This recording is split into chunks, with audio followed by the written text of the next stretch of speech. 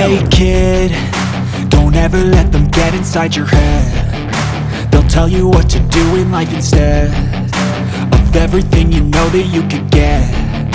Don't let them guide your life towards regret. I'll fight for what I love with every breath. My past is filled with things I won't forget. I use them all to push me to my best. So treat the worst of times just like a test.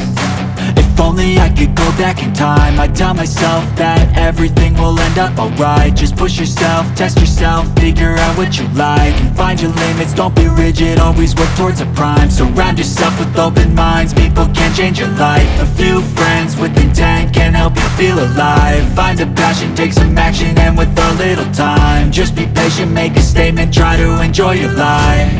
They'll try to kick you while you're down. They wanna rise up while you drown. They wanna fill your head with doubt. They're silently scared that you'll figure it out. I'll make it look like I'm losing, won't bother hiding my bruises. And when they finally think you're wounded, then it's your chance to be ruthless.